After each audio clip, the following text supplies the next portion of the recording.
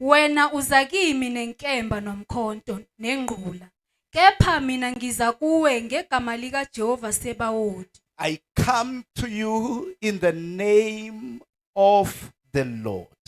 Ngiza kuwe ngegama likaJehova uSebawoth. Funda. uNkulunkulu wempi kaIsrayeli oyeyisile. uNkulunkulu wempi kaIsrael oyeyisile. In other words, wena ubukene nami kodwa ubukenanga nami, ubukene noJehova uSebawoth. Niyangizwa bazalwane?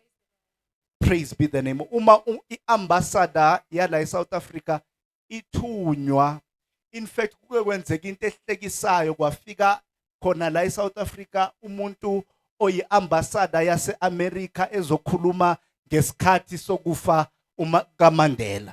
Efika noBarack Obama, wafike wakhuluma lo muntu, it's there on internet. Wafike wakhuluma lo muntu ekhuluma a sign language, but uze egameni leAmerica. Base abantu base South Africa bathi asimzwanga lo muntu wayekhuluma ngetafula ngephuni ekhuluma into engenzi sense. Uma lo muntu kufanele ashawe, iSouth Africa iyacabanga ukuthi uma singamshaya siyobe singashayi yena, siyobe sishaye iAmerica. Uma sishaye iAmerica, iAmerica iyothumela amabutho ayo, thumela bombs, iyothumela bese siyafa, kufa abantu abanganaqala ngoba lo muntu ozakithi akezanga on his accord, uze egameni le country. I come to you. Funda. Namuhla uJehova uyakukunikela esandleni sami. Ngiyakukubulala ngisuse ikhanda lakho kuwe.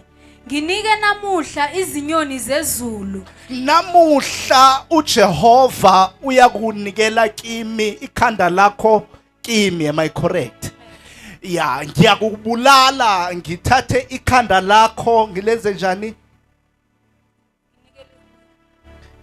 Nginike namuhla izinyoni zezulu. Nginike namuhla izinyoni zezulu. Nezilwane zomhlaba. Izidumbu zempi yamaFilisti. Izidumbu zempi yamaFilisti. Let us close our eyes and let me pray. Kusukela kwisizukulwana ukuya kwisizukulwana akekho njengawe.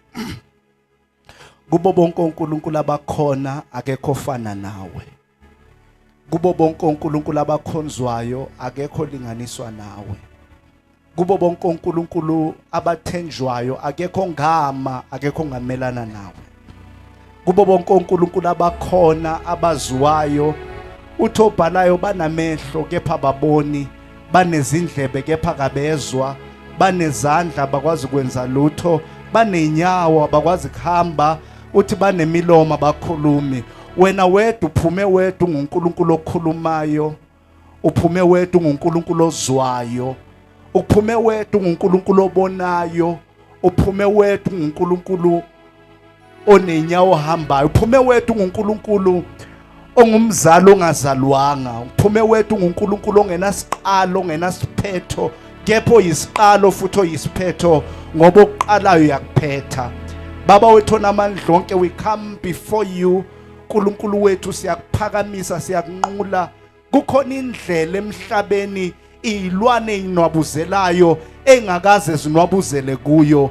Kukhona indlela emhlabeni abantu abahamba ngeenyawo abangakaze bahambe kuyo. Kukhona indlela emanzini inhlanzi ezibhukudayo engakaze ibhukude kuyo. Kukhona indlela emkhathini inyoni eziphapha engakaze iphaphe kuyo.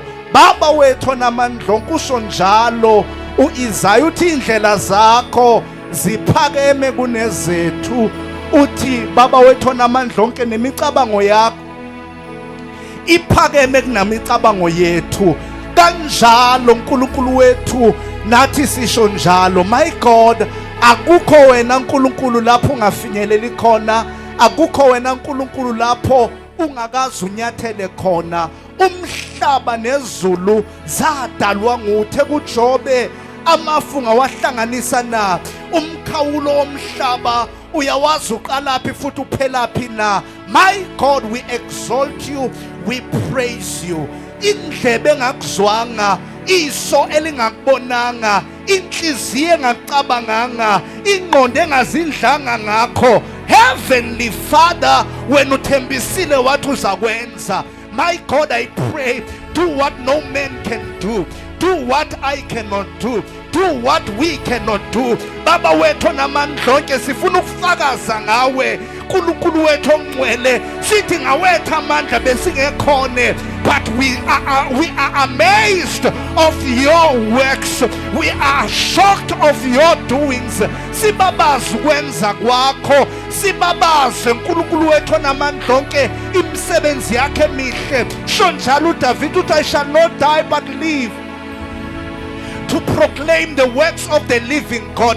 Sisafuna ukubabaza okwenzayo ezimpilweni zethu, sifuna ukubabaza okwenzileyo Nkosi Baba wethu namandla onke. We wanna praise and honor you for your doings. Ukuphila kwethu konke Inkosi mayidumiswe, isazosenzela egameni lika Jesu. Amen.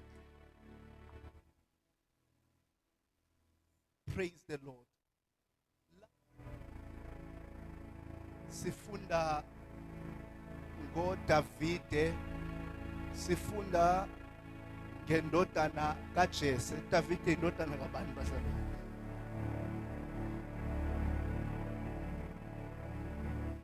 Davide indodana kaJese. Davide lo ungumJuda. He belongs to the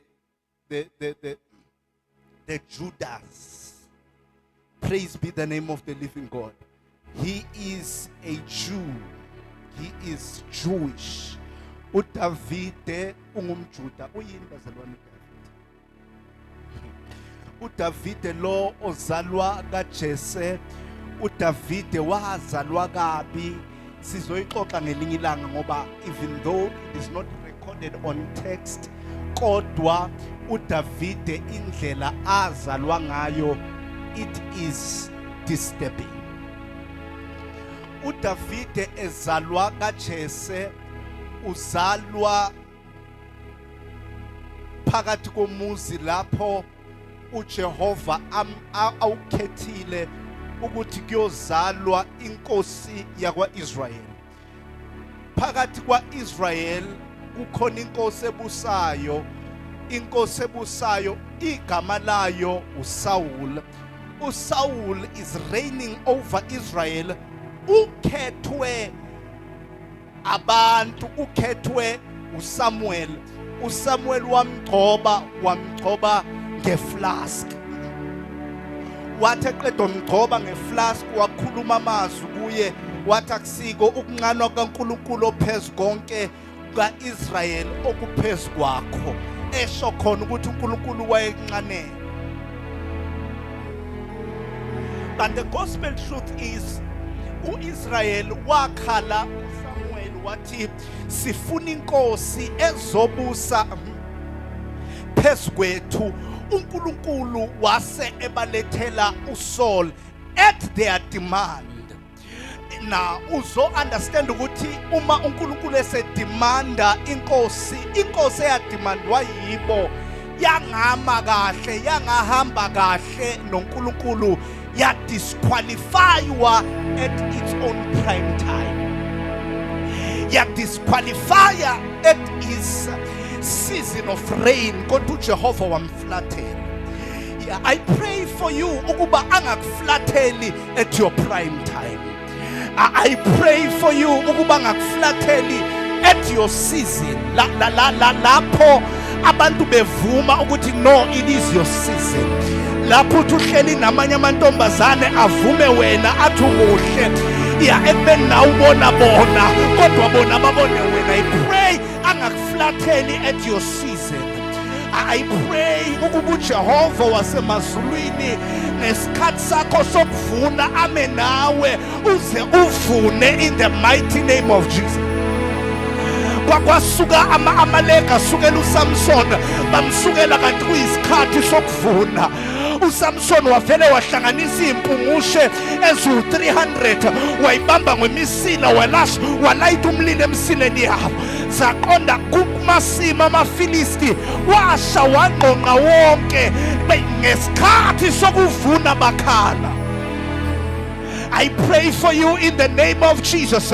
Akuthi makufika isizini yakho basanda kungabi isizini lapho kube isixakaxaka nokulila khona. May in your season, may your season of greatness, your season of elevation, your season of jubilee, your season of laughter, your season of joy, your season of happiness.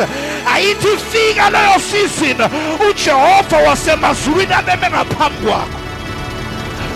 Wena usoze wakhala ngesikhathi sokujabula. Ngiyangibabonile bethi belotsholo kodwa ba-find out. Ngiyangibabonile bethi beshada begqoka iroke elimhlophe ba-find out. Ngesikhathi sokujabula bebe bekhala. I pray on your season of greatness, on your season of rising, uJehova kabe ngaphambi kwakho. Ushilo khuluma wathi ngiyakuhamba phambi kwakho ngihlele bamagebhugebhu. I will level up the mountains. Wathi ngiyakhula iminyango yezizwe. I pray in the name of Jesus, may His God stand with you.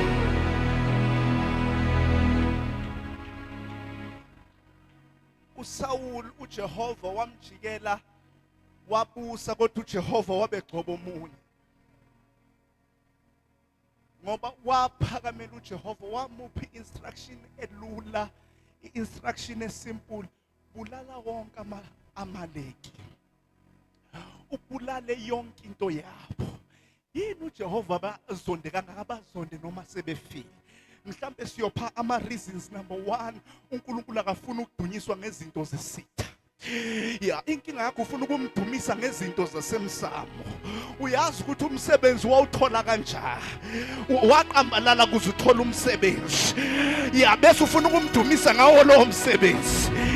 Uyazi ukuthi wena wawuthola kanjani. Bathi khona omunye oswayo wakhokhoba wayofika wathi thokoza khokho. Namhlanje usuqashiwe uthi praise the Lord. uJehova akafuna ukudunyiswa ngezinto zasemsamo. Awuthini umakithi yenu uyayilwela. Monga ngikholwa hamba ubuza ubaba kaGideon. Ubaba kaGideon wabaphendula ama-Amaleki. Wathi umu-Ashere nguNkulunkulu akayilwele yena. Akayibambele yena umfana wami. Awuthola abathathu bashaye nge-high five. Ithi lo ngimkhonza uyayilwela. Oh, devil is a liar. Sikhonza uJehova oyilwelayo. Bayeka bakhuluma ngawe. Usho njalo umhlabelelo ohlabelela. Uthi bayeke bahleke. Bayeke bajabule. Ngoba izulu limele baqede. Bese lona lizokusukumela. Awuthini uJehova uyayilwela. Ababuza uPaul noSilas message ukuthi kwenzakalani mhlani imphakamisa kwabonakala ukuthi esimphakamisayo akadidekanga. Uthinta ababili ithi akadidekanga uyayilwela. Kwabonakala ukuthi esimphakamisayo yena unamandla. Akabuthakathaka ekho buthakathaka. He is strong. Uthinta ababili uthi kubo yena uyayilwela.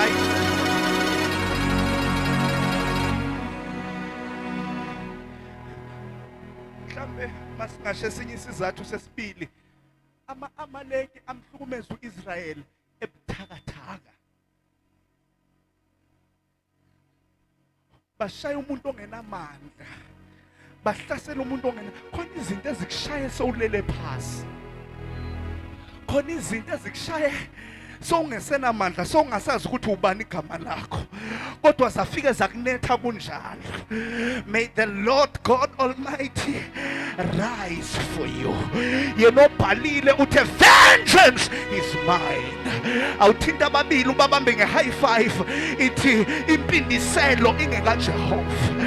Ngicela ungamphindiseli lo yamamazala ya owafika wakuphatha kabi wakwenza into ethile. Vengeance is of the Lord. Ngicela ungamphindiseli lo yamama ya owahlukumeza umncane ya wakwashisa impahla zalabo zalwa nabo bona bengathinti lutho beyiqwiqwi. Vengeance is of the Lord. Ngicela ungasamnaki lo yabhosi owakuphathe wakunika i-tough time emsebenzini wakucindezela emsebenzini. Vengeance is of the Lord. Yena uyayiphindisela uyayilwela uthinta ababili uyayilwela.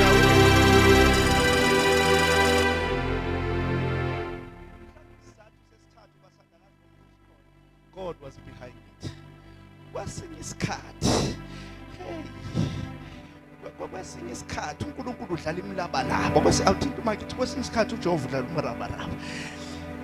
Kwesinye isikhathi uJehova uyazenzela uyahlanganisa. Awuthinta makithi uyahlanganisa uyazenzela. Athi uJudas uzamthengisa uJesu. Because God is behind it.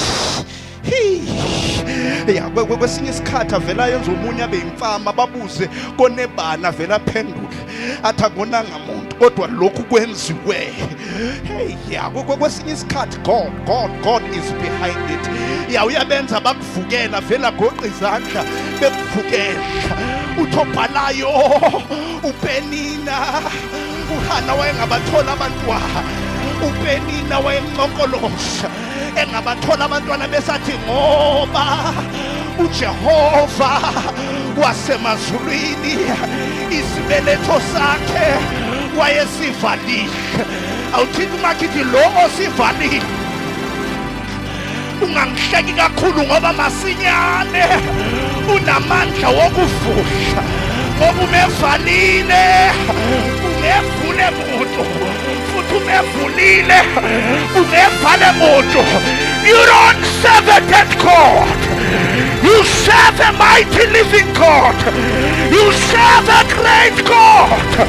He's the same yesterday, he's the same today, he's the same forever. When God says yes, no man can say no. When God lifts you up, no man can bring you down. When God opens your door, no man can shut that door. When God is on your side, favor is on your side, grace is on your side, power is on your side.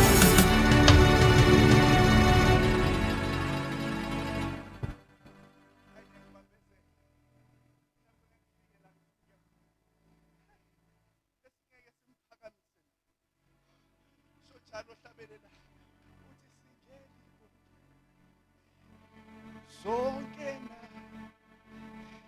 na melile.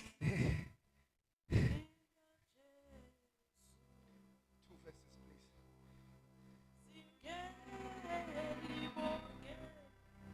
Zonke na kamelile lika Jesu singelibonge.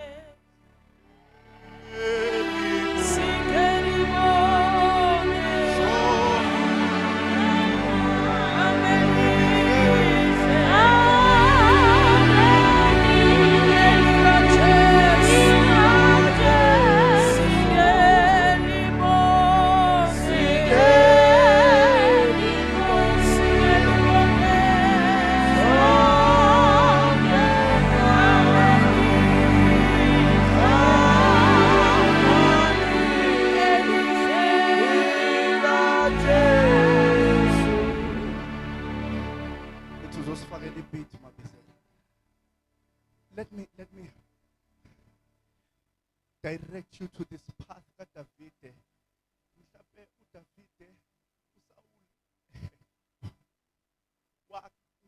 David uJehova wathumela uSamuel wathi akusiwe umsindo weyilwane noma wezimvu nenkomo zama amaleki lezo ufuna ukuyinika uJehova wathi obedience is better than sacrifice. Ukunikela kwakho akubalekile kunokumlalela kwakho. Ukunikela kwakho ukuthi uyinkosi kodwa umlalela kwakho akusho ukuthi uyabusa.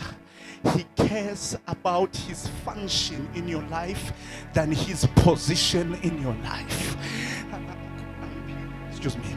Babaningi abathi uyinkosi uyabusa kodwa ebe engabusi. He cares about the function than his position. Baningi abamphakamisayo bathi uyaphilisa kodwa abamane bethimula isnefu bebezama ukukhipha stress. He doesn't care about the position ompha yona njengomphilisi. He cares about the function anayo empilweni yakho. Yeah, I pray if function yakhe empilweni yakho may be exhibited. Ngegama lika Jesu namandla.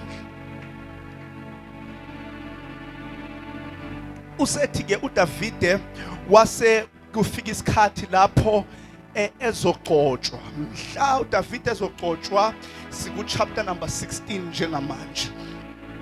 Ku chapter number 16 uDavide uzokwenza njani bazalwane? Khulumani nami uDavide uzokwenza njani?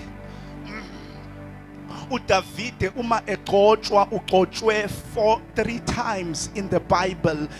Okokuqala uma egcotshwa wagcotshwa nguSamuel, kwesibili wagcotshwa nguSamuel I believe, kwesithathu wagcotshwa ngabaprofeti. Praise be the name of the living God. uSamuel mhla egcotshwa uDavide I mean to say mhla egcotshwa wagcotshwa nguSamuel in a prediction noma prophecy noma nikhona abathandekayo kuthiwa uzoba inkosi ngoba ikhona inkosi ekhona kodwa kugcotshwa enye ibe ikhona enye. uJehova wakhuluma noSamuel wathi hamba uyogcoba uDavide ukuba abe inkosi. Loya ohleli lapha eParliament sengimkhiphile, ehleli kodwa ngimkhiphile, ngimrejectile noma ekhona ngimrejectile. Ingakho nasempini makebuya ibutho lakhe the best general asayinile mabebulala babulale 1000 kodwa uDavide with the weakest general mayebulala ubulala 10,000. Kuyacaca ukuthi uJehova he was on the side of David emrejectile uSaul. Now watch this. Umezogcotshwa uDavide ugcotshwa kukhona abafowakhe, they are about 7. How many brothers bazalwane? uDavide is the 8th brother. He is the 8th brother kuzogcotshwa uDavide. Thank you Lord. Umegcotshwa uDavide he comes as the 8th brother. Ubhuti oqala mayedlula kwathiwa uSamuel engqondweni yakhe uthi no lo unenhloko elingana neka prophet Joel. Uyothe fika uyena yoba inkosi ngoba uhlakaniphile. Kwakolando munye kwathiwa lo unamahlombe a-leveled. Yeah, he is going to be a king because he resembles boldness. Wathi mhlambe ulo wesithathu kodwa uJehova location ethi ungamgcobi lo. Yeah, kuvela omunye uJehova athi ungamgcobi nalo. Kuvela omunye athi uJehova yaze yadineka le yathi kanti abekho yini abanye abafana endlini kaJese esingabagcoba ukuthi babe inkosi ngoba bonke uJehova uba rejected. Wafele wabhala 1 Samuel chapter number 16 verse number 7. What the Lord does not see as men seeth. Athi njengoba ubona wena ubona umuntu nje ordinary. Yeah, how bale phansi 1 Samuel 16 verse number 7. At the Lord does not see as men seeth. What abantu mabebheka babheka babone ngolunye uhlangothi kodwa uJehova wasemazulwini mayebheka ubona ngolunye uhlangothi.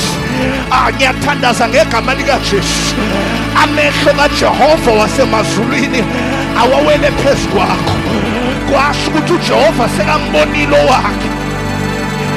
Bona bayibonele uSamuel uyibonele the first brother. uJehova wathi no. Wabona the second brother. uJehova wathi no. Wabona the third brother. Wase wabuza ngekho yini omunye kanti ukhona izwa mabephendula bathi ukhona ulusizimvu noma bakhe akambizanga. Yaseyasho leyathi mbizeni yena loyo. In other words, even the Father has rejected him. Even the Father has rejected him. Yasiyaphendula lo yathunga fani nobabakhe. Verse number 7. For the Lord does not see as man seeth. uJehova kaboni njengokubona kwabantu. Angikhulume nabantu abambalwa abarejectiwe. Mhlawumbe urejectiwe ekhaya. I want to tell you, the Lord does not see as man sees. Abantu mhlawumbe bakuphele ekhaya emphakathini, kodwa the Lord does not see as man sees. Yena mayebona ubona a mighty millionaire. Yeah, he has a track record yokusebenzisa izinto ey'rejective.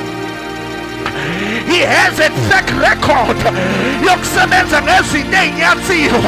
He has a track record yokuthinta imaba ngezaleha ayihlalise etafuleni namakhosi. He has a track record yokulanda abanamalini abathatha benze be-deliverance. He has a track record yokulanda ababizwa abaphuphi bamaphupho abenze babe ngamapremier. He has a track record of rising people from nowhere. He has a track record of taking the zeros and make them heroes. He has the track record of taking the unqualified and qualify them. He has the track record of fetching the disqualified and qualify them. He has the track record of fetching the underqualified and qualify them. I stand as a prophet of Yeshua. May the God who makes zeros and make them heroes, may he watch over you. Negama lika Jesu waseNazareth, may he look at your family. Negama lika Jesu waseNazareth, negama lika Jesu isolaka lahlele emndenini wakho. In the mighty name of Jesus. Akathola disadvantaged and advantage you. Egama likumongo othumayo akawuqedeli. He is a God who amplifies our capabilities. He is a God who maximizes our potential.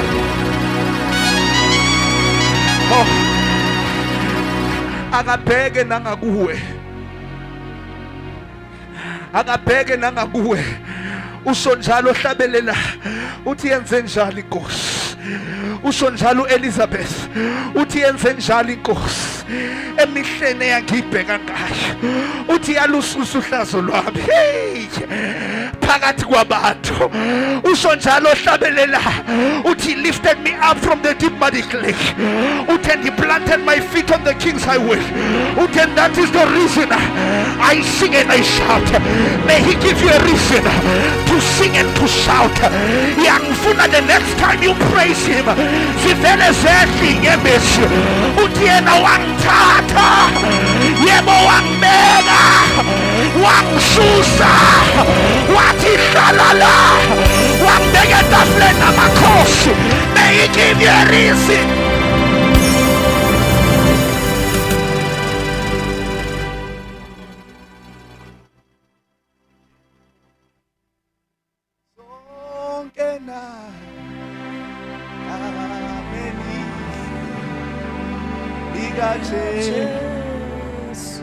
Singeli bonke, Singeli bonke, Ngelibonge. sonke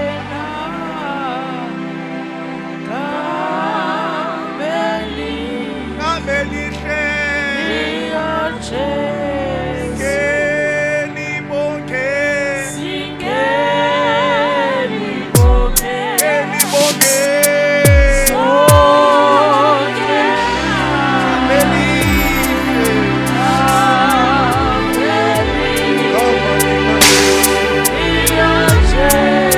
Ngelibonge.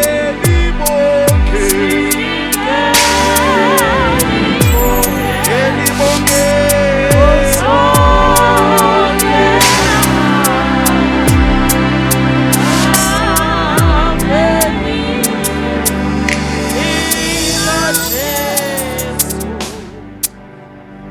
Watch this. Wafike wamkhetha.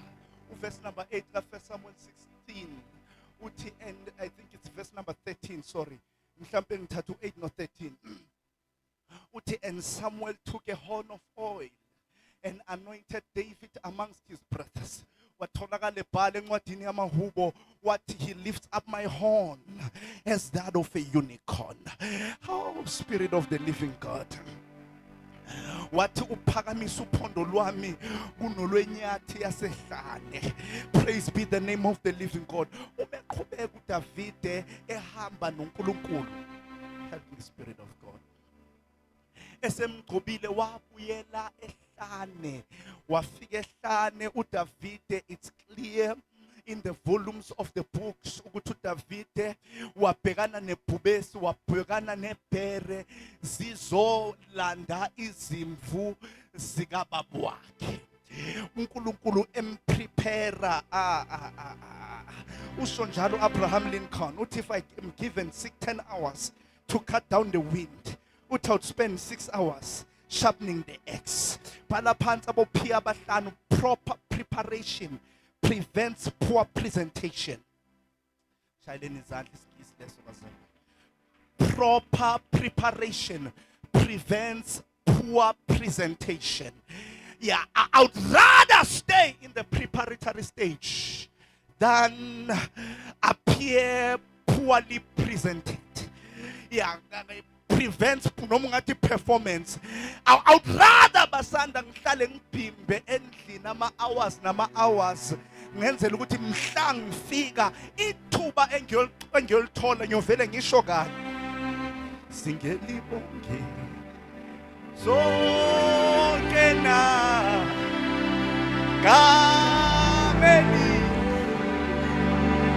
ila Jesu elibonge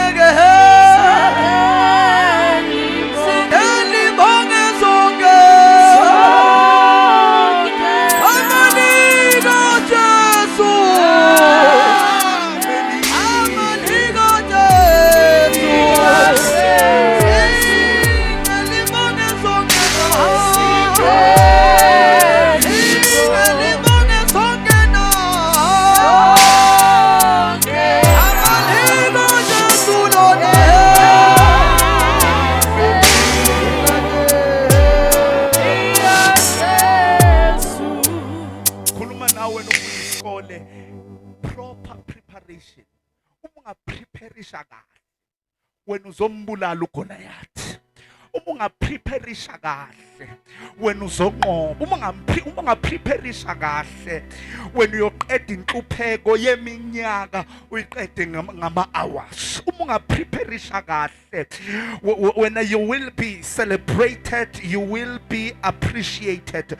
Uma ungapreparisha kahle you will save your entire family. Uma ungapreparisha kahle when you will be a hero in your family. Proper preparation prevents poor presentation. Yeah, bese wapreparishwa uDavide esehlane, wathe gqotshwa waqhubeka waseva, wathe gqotshwa waqhubeka wenze njani? Wena ngiyakusaba wena ngiyakusaba umhla wena uyonikwa iziqu ukuthi praise be the name bunolo ukuthi basanda thwala phakathi kwabantu has came and has achieved a bachelor's degree in whatever ukuthi praise be the Dimpo Mabena has achieved, praise be the name of the living God, an honors degree in whatever. Nyasaba wena mhla kuyobizwa igama lakho kuthiwa bunolo noma kuyothiwa whatever name it is, you have achieved a bachelor's degree or an honors degree, mhlambe ngeke uphinde ufuna ukuseva. David, he proceeded and served noma kuthiwa sekaxotshiwe. He remained humble noma kuthiwa sekenzwe njani bathandekayo. Yeah, praise be the name of the living God. Uma exotshwe njalo ehamba uhlangana ubabu wakhe yamthuma ngalolo suku amthuma ngalo sekukhona inkosi noma kukhona isiqhwaga samafilisti esiphumile ogama laso nguGoliath. Ngubani igama laso bazalwane? uGoliath he's about 6 cubits and a span. Uma efika uGoliath uphakama, khona yini usho lawo mazwi, khona yini oka Israel ongamelana nami, ongashaya mina kwa Israel. Yeah, ama-Filisti azo submitter under him. Ozoshaya mina kuma Israel, ama-Filisti azomseva. Nani engizomshaya ama-Filisti azomseva? Ahlehla amasosha. Yeah, wafika uDavid ethunywa ubaba wakhe ukuthi ayokwenza njani? Ayoseva. uDavid bamthuma ngapho ukuthi ayoseva manje, ukuthi ayoseva izimvu neimbuzi. Izimvu zikababa wakhe kwaqhamuka ibhubesi nebhere, wayibamba wayixephula. Wase ebuyela ngapha ezoseva abafowabo, ezobanikeza isinkwa. Nikhona kulo bathandeka laba zobanikeza isinkwa bavele bamphakamele. Uthi obhalayo, one of his brothers, spoke to him. What when David uyathanda kubukwa. Eliab in verse number 28. Now Eliab, his older brother, heard when he spoke to them, and Eliab's anger was aroused against David, and he said, why do you come down here, and with whom have you left those few sheep in the wilderness? I know your pride and I know your isolation of your heart, for you have came down to see the battle. Praise be the name of uDavid. Into engibusisa ngayo wandlula kuEliab. Awuthinta umakithi siyandlula kubantu abanegative. Ithi siyandlula kubantu abatoxic. Ithi siyandlula kubantu ya abamelane necebo lika Jehova empilweni yethu. Ithi wemakhelwa ndlule emntwini, ithi wemakhelwa ya ithi wemakhelwa nendlela ifuna ube namehlo ne-capability yokundlula, ngoba uma ungakwazi ukundlula angeke ufike la uyakho. Ya mama uhleli bayakhuluma, mawuphakama bayakhuluma, mawugijima bayakhuluma, mawuhamba bayakhuluma. Dlula emntwini. Waslima emzimbeni bathi buka sowuzakenja, wanona bathi phela sowustufusa. Ya wanona bathi sowukhulelwe. Ya ayikho into ongayenza abantu bathule. Dlula. But the Bible declares ukuthi wafika into the courts, the palace, wakhuluma nenkosi uSawulu, wathi uyonikwa umuntu ozoninqobela uGoliath. Cut the long story short, wathi loyo muntu loyo nikezwa a certain amount, uyonikezwa a position in the palace, uyonikezwa a daughter to marry. He will be a son-of-law, a son-in-law, wavele wathi mina lalela mfethu bengithi ngiyayihlulela kodwa ngibuya ku-proper preparation. Abangizwa labazalwane, ngibuya ema-ovenini asezulwini. Lalela mamluseka, uma ubona sidlule emakhuleni sifika sithi sifuna a specific brand, ukuthi Alban is a big brand. Uma isikwa sisema-ovenini noma kungathiwa kushaye 9 o'clock abantu balambile kuthiwa asiphumi la ngoba we are a big brand. Le nto kufanele ihlale ema-ovenini nikhona kodwa esontweni la awuthinta umakhelwane ithi umbona nje mina ngisema-ovenini ithi wemakhelwane ungangihawukeli ma ungibona ngibhekana nephumezi nephela.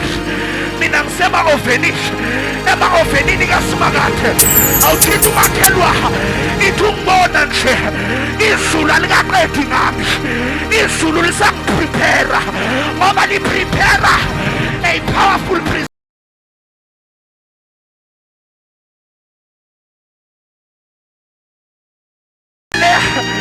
Ephumeshane, hey my God, yama phambi kwenkosi yathi mina ngisehlane nginaka izimvu zikababa kwavela ibhumeshi ngalibamba ngalikhephu. Hey my God, kwavela iphesi ngalibamba ngalikhephu.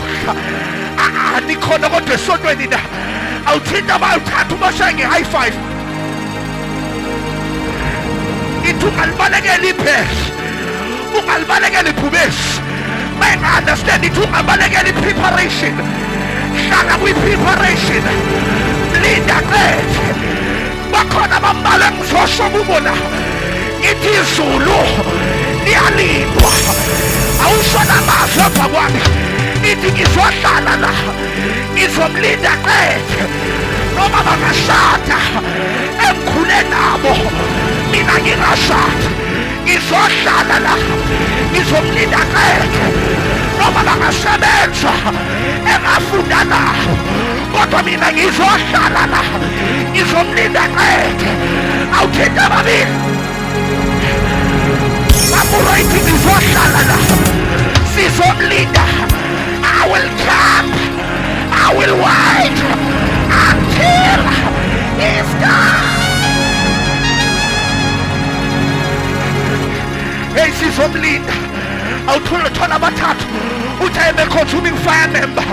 Sizomlinda, sizomlinda noma indlela yakhe yona idina umnanakhe kodwa iyekhaya ngale ngaphesheya.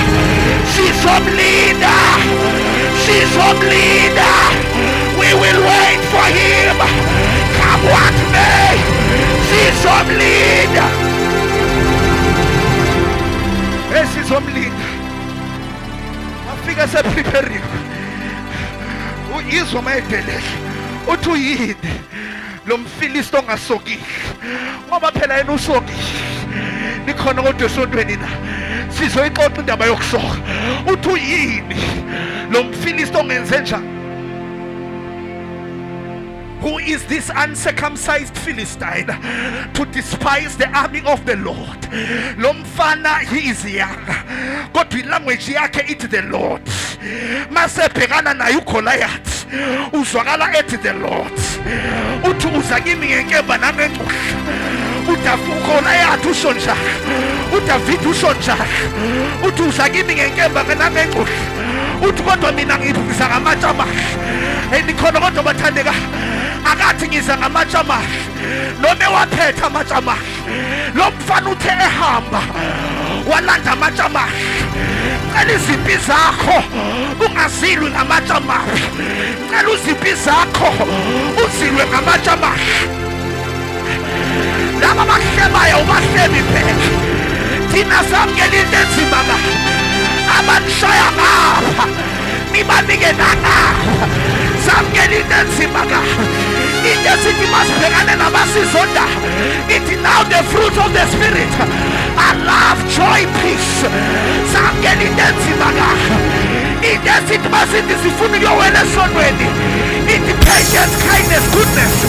humility and self-control. Silwa ngama-ethics awuthunda umakhelwa. Ithi thina silwa nge-character, silwa ngama-ethics, silwa ngama-morals, silwa ngama-principles. Ikhona kodwa bathandeka wathi mani kodwa ngimane ngiwaphethe.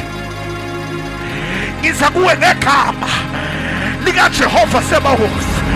Wena odelela impi yakhe uDavide from time to time uzomuzwe ekhuluma ngegama.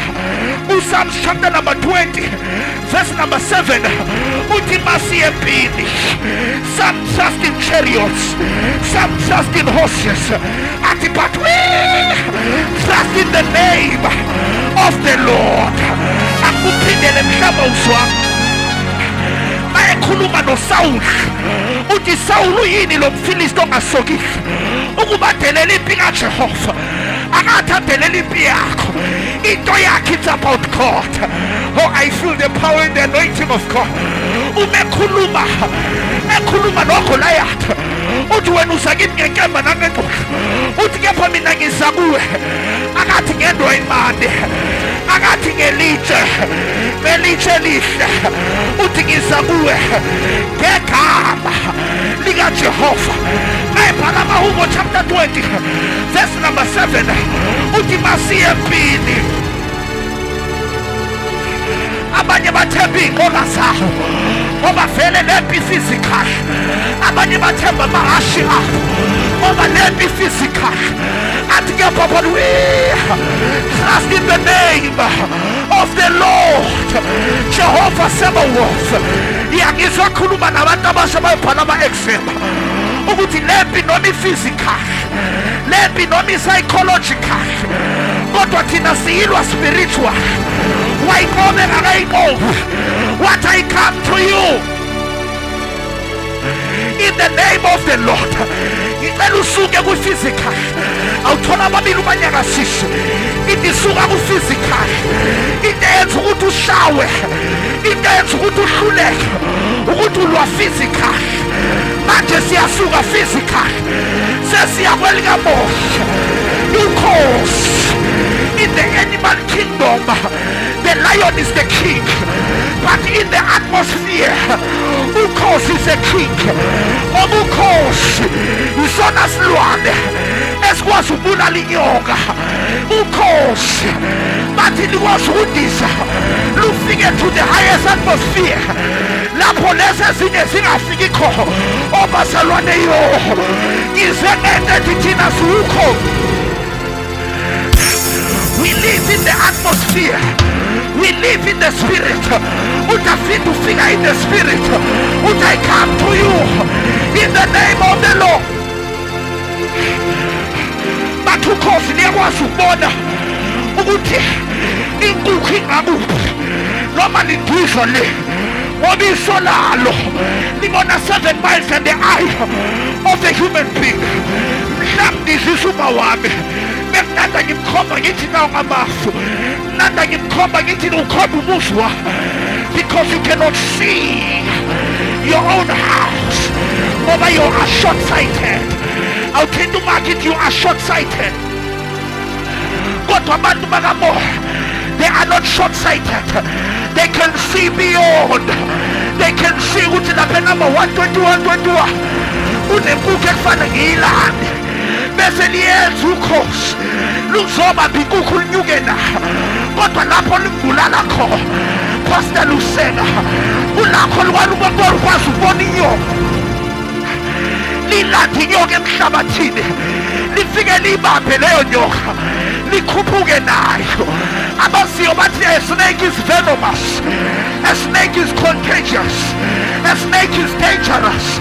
Kodwa ukhozi liyayibamba lithi lapho ngiyakho, mangafika lapho ngiyakho lento ngeke ikwazi ukusurvive izinto zangale. Inyoka mayifika ngale icabane nomoya wasemkhathini, ingakwazi ukuphefumula, ingakwazi ukusurvive. Uthiwa lento mayifika le iyasuffocate, lento iphelelwe ngamandla. Yobasalwane yo bathandekayo yo ukhona ireleva ekufanele silwe kuyo. Awuthola bathathu ithiwe makhelwa asiyithathe izinto ey'hlupha le phasi singalwi nazo le phasi ungalwi naye lo Goliath ilwa naye different they come to you in the name of the Lord. Wavele wanqoba engakamqobi. My God, wavele wanqoba engakamqobi wathi namhlanje hey yolibulala ikhanda lakho yolithatha ngelinika izimvu wambulala ngamasi wayicreate le nto in the spiritual realm. Awuthi much it I don't come with stress, but beautiful cows here I come. I don't come with stress. God, my Mercedes Benz here I come, but I don't come with stress. God, my Jaguar here I come. We are people of the Spirit. We live in the Spirit. We win in the Spirit. We defeat in the Spirit. We proceed in the Spirit. We get access in the Spirit. Sing abantu bakamoya.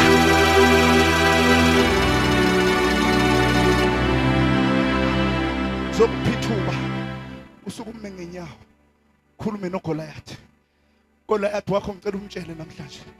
Goliath, every family has a Goliath. Ekolodela umndeni wakhe. Ethi mhlani phakama. Niyothi senizofika bese nyawo. Wonke umndeni unoGoliath wawo. It is time to stop Satan. It is time to stop Goliath. Ngegama likaJesu namandla. Ngicela ukhulume ezweni likamoya. Ngicela ukhulume nenhlupheko yakini. Khuluma nayo manje. Ithi namhlanje yabakasumiya khaba. Hele baba. Unenenia azunia. Namhlanje ngiyaqoba. Bekho shanaya. Ela manabu weta konish. Namhlanje kuzobonakala ekufanele akhonzwe.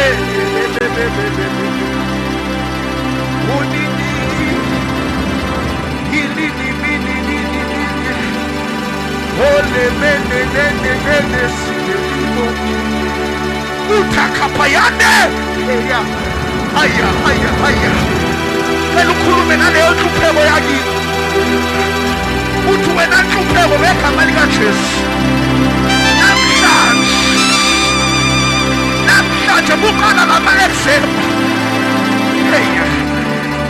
khulume nayo ithi ngiyoqala ngo-matric ngiyobuya nge-degree ngiyobuya nge-honors ngiyobuya nge-masters ngiyobuya ngobuso obuhle ngiyobuya ngenzenhle ngiyobuya ngey'moto ezinhle emagcekeni ami ngiyoshayela egama likaJesu elinamandla.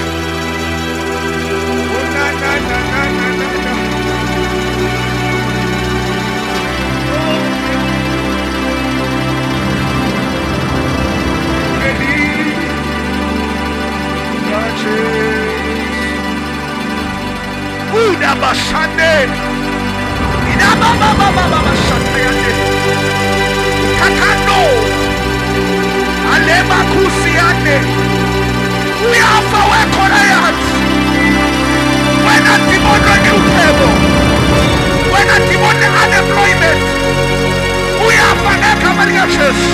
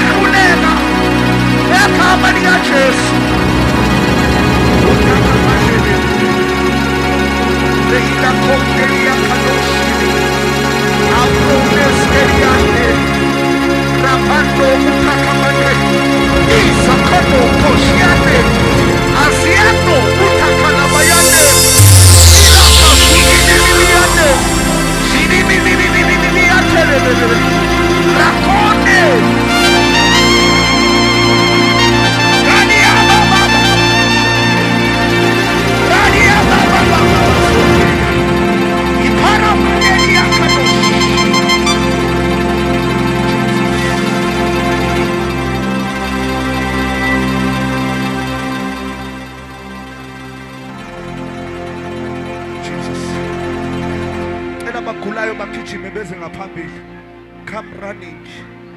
Abagulayo bagijime beze ngaphambili. Babeke izandla ngegama lika Jesu. Nonesidingo othi mina nginesidingo. Ngiyadinga ukubeka izandla.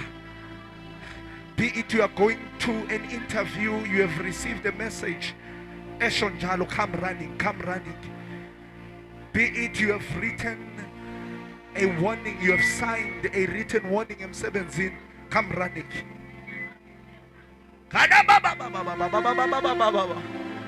Itaka mazundilia. Itaka mazindililia. Thank you, Jesus. Thank you, Jesus. Thank you, King of Glory. Your healing power. Phezu kwentaba, phansi kwamafu,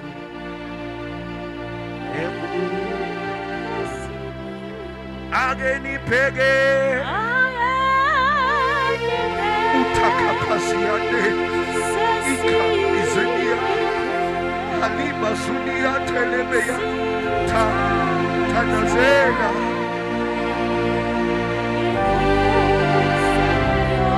ane besoneniya ate